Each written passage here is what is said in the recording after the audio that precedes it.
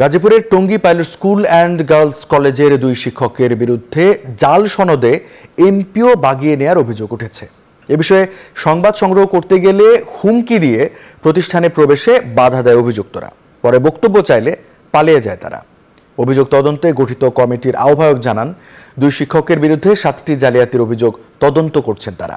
গাজীপুর থেকে জাহাঙ্গীর আলমের পাঠানো তথ্য ছবি নিয়ে ডেস্ক রিপোর্ট।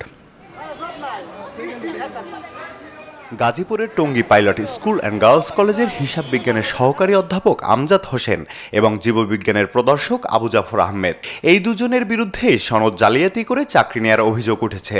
আবেদনের ন্যূনতম যোগ্যতা না থাকলেও একের পর এক পদোন্নতি বাগিয়ে নিয়েছেন তারা। আবু জাফর নিজের সনদে বয়স 5 বছর কমিয়ে জালিয়াতির আশ্রয় নিয়েছেন।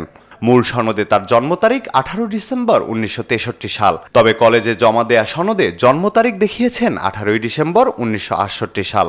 আর সহকারী অধ্যাপক আমজাদ হোসেনের 3য় শ্রেণীতে স্নাতক পাশ করলেও 2য় শ্রেণীর স্নাতক পাশের যোগ্যতা দেখিয়ে চাকরি বাগিয়ে নেন।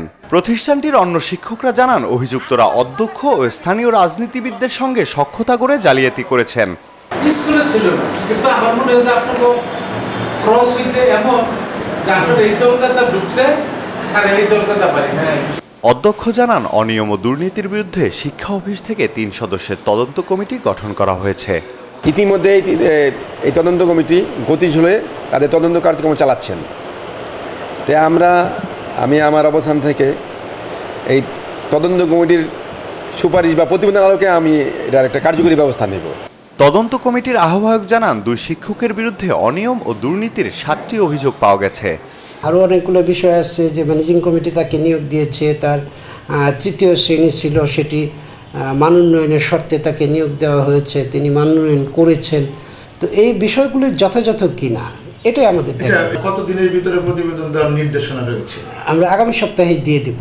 এমন জালিয়াতির ঘটনায় দোষীদের বিরুদ্ধে কঠোর শাস্তি নিশ্চিত করার দাবি জানিয়েছে সচেতন মহল। Desk report, news 24।